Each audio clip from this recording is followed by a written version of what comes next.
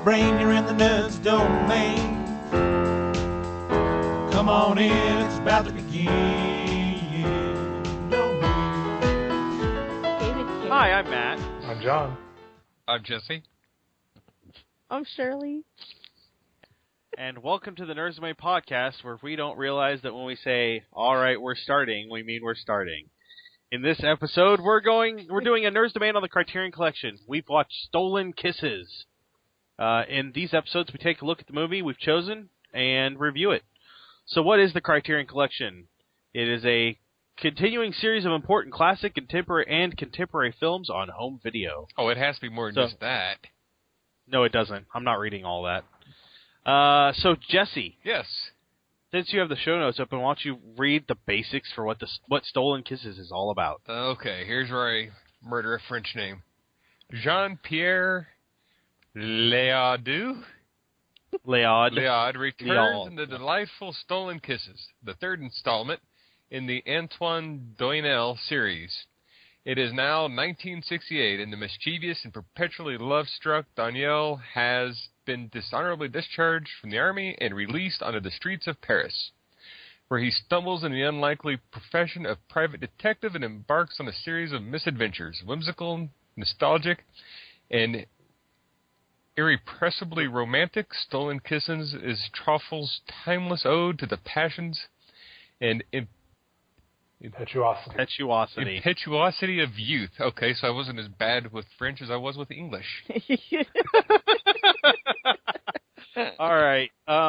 So yeah, this is the weirdest movie I've ever watched. Okay, first of all, that doesn't even sound like the movie that I watched. No. Yeah, agreed. That movie that we just read the thing about sounds like it'd be an okay movie to watch. Yeah. I would have liked this movie. I really enjoyed the movie. I would have liked to see the first two. Yeah, I really enjoyed it. But by the way, the first two are on the Criterion Collection. I misread and thought this was the first one. I was going to make us watch all three eventually. Oh, God. Oh. Let's watch them all in reverse order. So we'll watch the second one. Yeah, we should do that. I Definitely. We'll be watching Benjamin Button. Oh, yeah, good call. So So Jesse, you say this is the weirdest movie you've ever seen? It is weird. They do suspenseful music when there's no real reason to. They have this odd character following this lady for no reason whatsoever, and at the end it's a total letdown. And that was a little odd. I was sure there was going to be a murder. Expecting somebody to get killed. Yeah, the guy goes into a detective agency, and nothing comes of it. Except for the crazy gay guy. Yeah, and the guy falls in love with the other guy's wife, but he doesn't pursue it because he's better than that? Maybe? He has tact. Hey, yeah. There's nothing wrong with that. It just doesn't seem the norm for a movie. They basically gave him the okay to do it when the husband of the wife basically said he'd done the same thing in the same situation. That wasn't the husband of the wife. Yeah, it was. The husband says... The husband, who is very frank about things, says the best way to learn English is by sleeping with an English woman. And I slept with an English woman while her husband was Australian. away. I'm going to step outside for a moment. Okay, fair enough. That's weird. So, Johnny, what'd you think? I hated it. I could not. Because there's no structure to the story. There is no rising point. There is no conflict. There is no resolution. The only conflict is this guy loses his job every time he turns around. And that's not even a conflict. He just does it. He's trying to find who he is. Yeah, exactly. I think the conflict is he's battling himself. Okay. And then in actuality, this is a 4 or 6 movie series, depending on according to what I read on Wikipedia. Make that story, make all 4 or 6 films one story, I might be interested. But this one film did not do it for me. There was not enough in it. Johnny, it says delightful. It's a delightful. It didn't make me want to go out and in college I watched Requiem for a Dream and Full Metal Jacket back to back one day when my roommate was out of town. That made me I was not a social person. That made me go down to the cafeteria and just sit and talk to people I had no idea who they were, because after watching those 2 movies, I was afraid I wanted to jump off a bridge. But this movie did not do that to me. So I guess it was delightful in that it wasn't the most horrible thing ever, but it was not good. Okay. The editing was really odd too, which I think helped cause the problem that Johnny's having with the film. Because I kept asking, like, okay, why did that just happen? Yeah. When he lost his job as a detective towards the end and he becomes a TV repairman, I thought he was still a detective. I thought he was doing detective-y stuff. Yeah, so did I. Why? Because he slept with the client's wife. Why would he still be a detective? Because he didn't have to tell anybody. But yes, he did, because he's an honest guy. They're a detective agency, and they're going to find out. Yeah, they were tailing her. Yeah, who lives here? Oh, our guy does. I don't know. I just still thought he was a detective because I thought by that time something has to come from the detective part of the movie because nothing has come from the detective part of the movie. Right. Nothing has come from any part of the movie. Yeah. There's character growth. So Jesse, how did you enjoy your subtitles again? Actually, I don't have a problem with French films. I really enjoy the French language. Hold on, back up. Didn't you love Beauty and the Beast? I did not like it because it was in French. I didn't like it because it was a Stockholm Syndrome story and they killed the wrong person. Okay. Johnny, you were going to say something? I disliked because I took a little French in high school. I'm not proficient at all. But I know enough about it that their translations to subtitles did not work. Because there were things where the guy would speak clearly a complete sentence with, all the parts you could want in a sentence, and what they would put up on the as a subtitle was no. Yeah, or when he said très bon, and the guy and the subtitle said fine. Yeah, which très bon means very good, not fine. Well, I mean, it could translate as a casual, when you say it that way. It would translate into English as it's fine, no big deal, but yes, it literally means very good. But either way, fine is not, if he had said fine, in the subtitles, it's like, yes, that's what he said. But he said très bon, they put up fine. So Johnny, was there anything in the movie you did like? No. Nothing? You didn't even like the actress that was the protagonist's girlfriend? Because I think I have a crush on that one. Back up. Did you see the part where there was a topless chick? Was there anything in the movie you did like? I don't remember her being all that effective. The movie was so bad you don't even remember that? No, I remember it happening because, here's the other thing about films, and the reason I will watch a foreign film with subtitles, but I'm not a huge fan of it. I like to do other things while I watch a movie, like draw. I'm an artist. It's what I do. And when I can't do that and I have to stay focused on the film, it's automatically detracting. Pan's Labyrinth is a foreign film with subtitles. I was drawn into that and riveted, my eyes were riveted to the screen. This thing did not draw me in at all. I saw the woman in bed. I couldn't care less. Wow. So Shirley, you liked it a lot too, right? Yeah. Good. I'm not alone here. You want to expound on that? As far as the way that it was filmed, I didn't like the way that it was filmed, and it did seem like it was a bunch of little different vignettes, scene pieces stuck together. But then at the end, when he finally comes to realize that everything that he's been looking for the whole time that he's been looking and searching is actually been there, and he admits it to himself, I was like, oh, yeah, I get it. That's the whole story. And, I finally realized that, and I think you accidentally watched Joe versus the Volcano. I don't think you watched the right film. That's Joe versus the Volcano. I've never seen Joe versus the Volcano. Oh, you should. It's good. Meg Ryan plays 6 characters. Oh And no, they're that's all- awesome. They're all romantic interests for Tom Hanks's I love character Meg of Joe, Ryan. and he figures out that what he wants has been right in front of him the whole time. It's That's the so point. cool. But anyway, But I see. I saw it the other way. He settled because he had nothing better. He was a perpetual loser, and he just settled for the one girl who kept throwing it. He was a perpetual loser. Yeah, and He was kind of a perpetual loser. Yeah. He was settled for unashamed. the one girl who kept throwing herself at him, and that's what I took away, and I didn't like it. I didn't see that she was throwing herself at him all the time. No, I thought she was resistant to most of his Yeah. advances, and then he finally got tired of her and decided to No, move on. she was. And then Yeah. they both kind of settled. She was resistant to his sexual advances. She didn't just want to jump in bed with him, because in the letters he had written to her from the army, he had said, "I'm not that into you." But then the first time they meet after he gets out of the army, he tries to bone her in the basement. But he was obviously into her, or he wouldn't have sent 32 messages the first week. The reason he stopped sending messages is because she stopped replying to them. Right. Or Yeah. she couldn't reply to him fast enough because he was sending 4 letters a day. That's not something a disinterested person does. But he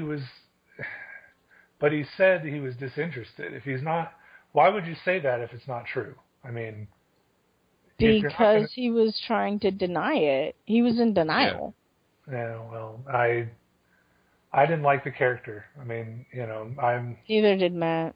yeah. Yeah.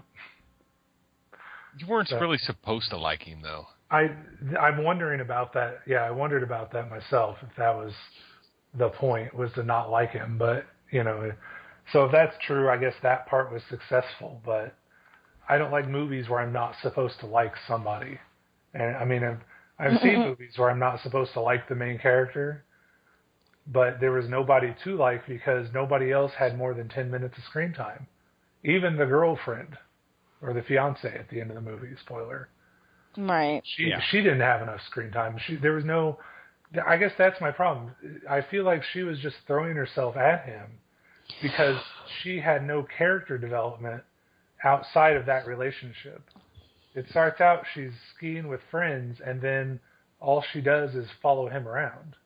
She goes to demonstrations. We Yeah. see that on film. She said she No, did. she They said, don't oh, that's see fair. it, but you Yeah. hear about it.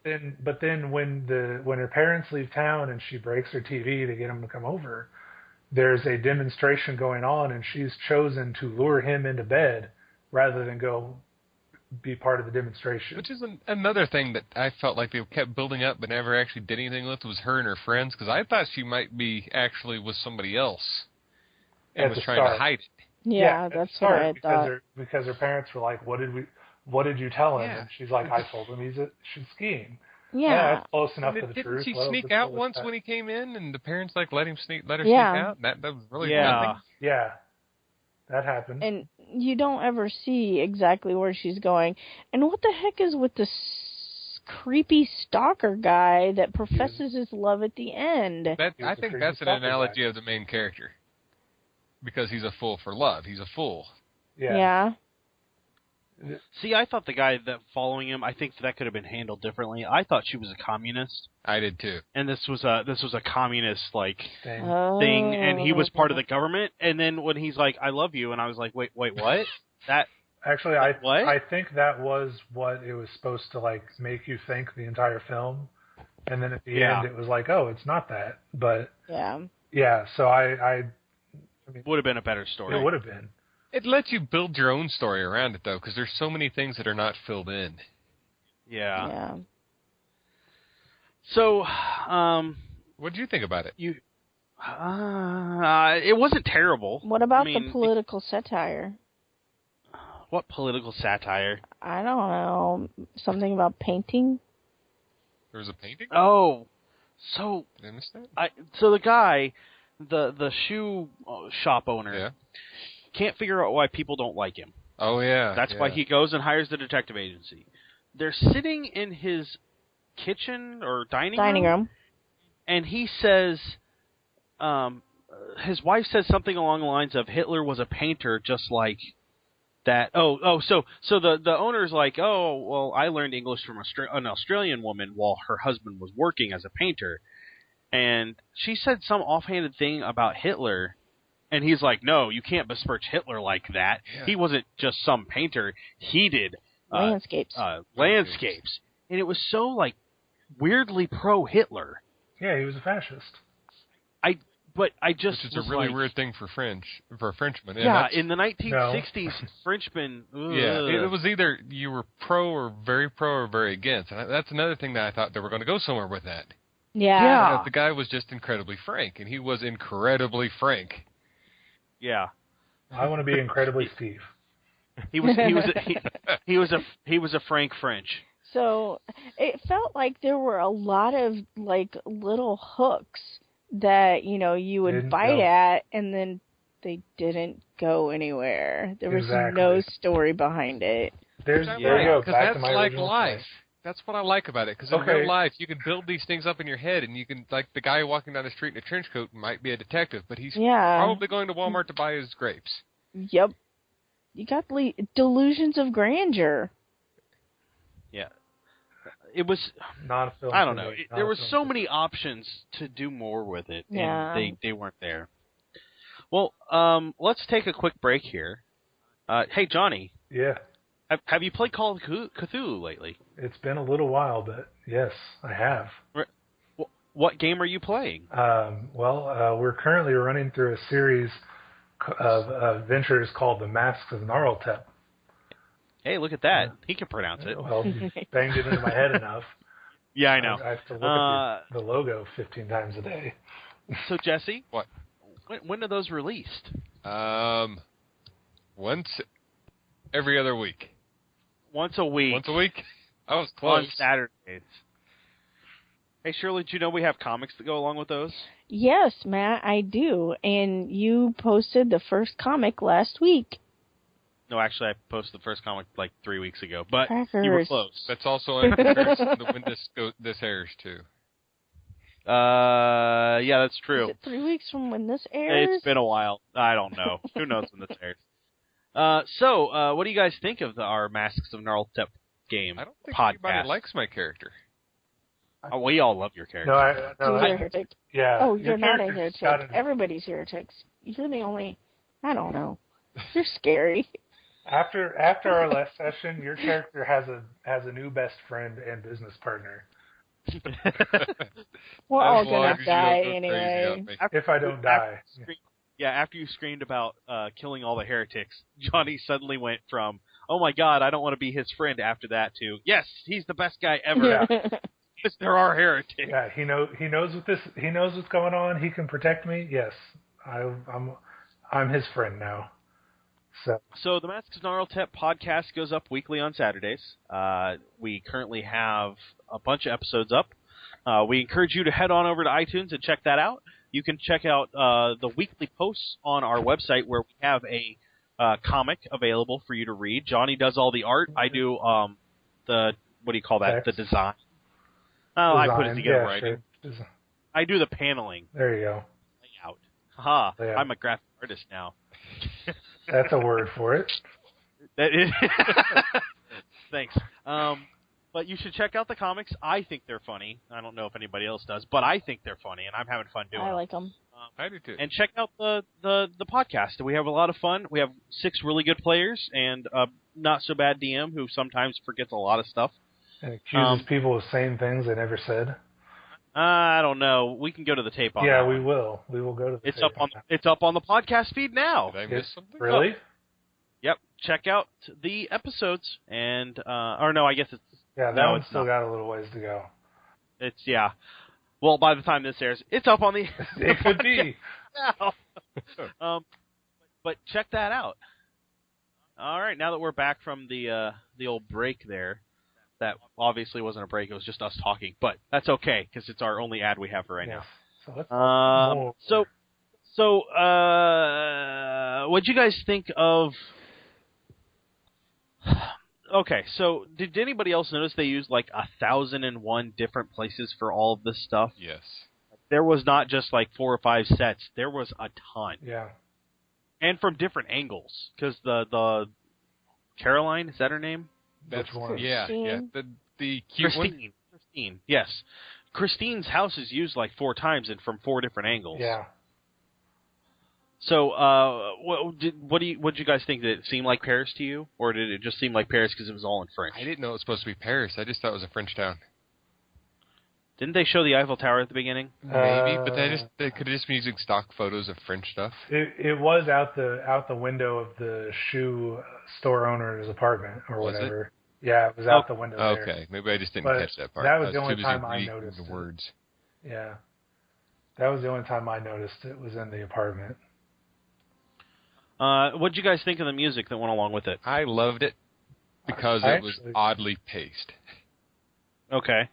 I don't remember why exactly, but I do remember thinking the music was actually pretty good.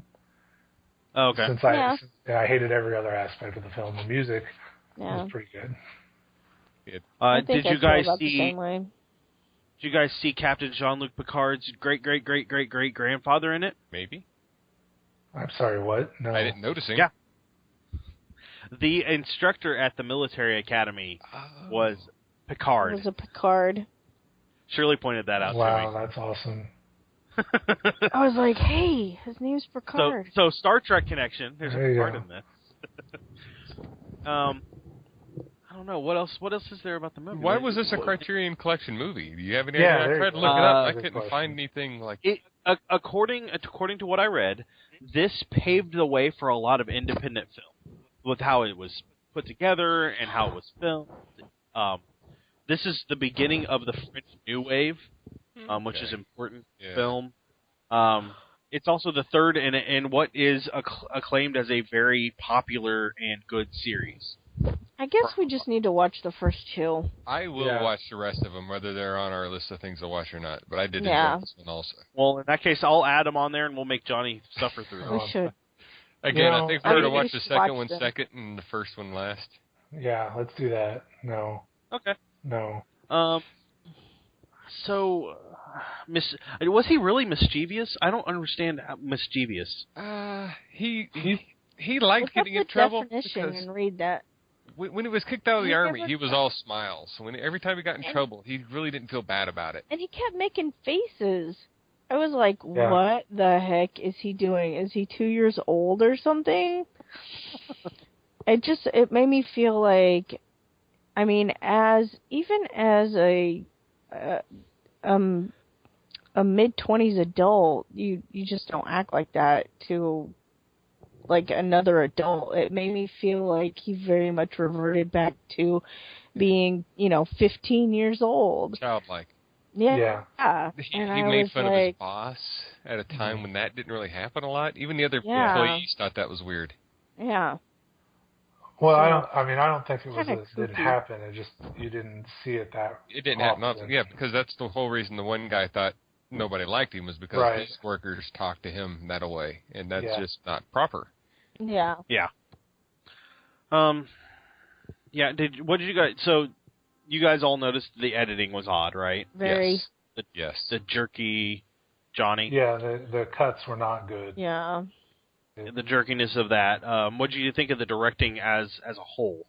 Because editing and directing are 2 different things. They are. Yes. I thought the directing was fine. The acting was good, and the director kind of forces the actors to do what they do. So The director typically sets the scene and gets the actors to do what he envisions. yeah, Typically. I hear that if you direct Bruce Willis, that's not the case. Yeah. He tells you Well, to go take a flying leap. Yeah.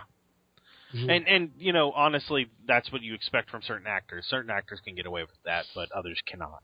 Did you hear he got fired off The Expendables? No. Oh, did he? Yeah, Kevin Smith talked about it a lot on Hollywood Babylon. He Stallone is in charge of The Expendables, and Bruce Willis got fired off the set because he's a jerk. Yeah. So Aw. yeah. Well, Bruce Willis got started in acting at a very old age, and realized that if he did it his way, he got what he wanted out of it, and that's not the way a lot of directors want it. Yeah. And I'm not saying Stallone is in any way, shape, or form like demanding or whatever, but as a director, it's your movie. Yeah. You have the right to tell people to do what you want, and if they don't, you have the right to tell them to get off your set. Yeah. I guess he won't be in Expendables 3. That's right, he won't be. One could say he was expendable. Yeah, you could say that. Oh my god, that was so horrible. So, yeah, no, I'm getting there. We're gonna vamp for a little bit of the. So overall, Johnny, you didn't like it. How many stars would you? Well, hold on. Go. Let's go deeper into that. Let's summarize for me. What did you? What was wrong with it? In my opinion, the movie had no story structure that I recognized. There was no rising action, conflict resolution. He went from one job to another. I mean, really, yeah, like I believe Jesse said it. It was a slice of life, and that's not what I care to see in a movie. Like, I mean, even The Office, which is a slice of life, comedy, or The Wonder Years, or those were supposed to be fictional slices of life, but every episode of those had rising action, conflict, and resolution. This film, and you didn't feel like you got that at all? I did not. I went back and tried to find it, and I could not find it. So that's my opinion. It didn't have any of the good story elements. Any of the elements that make a good story. Okay. So go ahead and tell me what kind of star rating you would give it. Do I have to give it any? Zero, a one. A 1? A 1 is as low as it goes. Okay, 1 works then, because Is there anybody you would suggest to watch this? No. How about French people from 1960? No, because they might think this is how a good movie is made and make more like it. No, I wouldn't. That's awesome. Okay. We are not perpetuating this type of movie. Yeah, that's exactly. Jesse, tell me what you thought about the movie. Much like Johnny, I felt like there was no story, there was no conclusion, there was no need for conclusion, except where he said there was nothing that makes a good story. I would say there's nothing that makes a traditional story. Okay, that's a word, yeah. And I like that in it. It was completely nothing like I was expecting. It's nothing like I've ever seen before, and I really enjoyed it. I wouldn't necessarily say I would like to see a lot of movies like this, but I really like this one. The fact that it was in French might help. Okay, let me ask you this, Jesse. Have you seen Sopranos? Yes. So at the end of that so I mean, again, that thing is a fictional day in the life. There's a lot of action, a lot of drama in that, but at the end of that series, spoiler if you haven't seen it, Tony's out of jail. He seems to be in the clear. He's sitting in the diner. He looks at a guy who might be a hitman for another mob, and the screen goes black. Yep. That was fine. I had no issues with that ending. I have no issues with the idea of, hey, we're engaged now. Let's move on with our lives. Like this movie ended. But there was no reason to get, that I could care about any of the characters. I mean, the reason to care about the characters is because the characters were realistic. I could see being friends with any of them. I don't know if I'd be friends with the protagonist for very long, but no, I wouldn't. I could see socializing with them. I could see people in those positions. Like I said before, that there were things that should have happened, like the store owner talking about Hitler and saying that he kind of liked him. Sympathized, yeah. Yeah, it should have led somewhere, but it doesn't, because in real life, if someone says, I kind of like Hitler, it doesn't necessarily mean that they're going to go out and start killing people. Right. Exactly.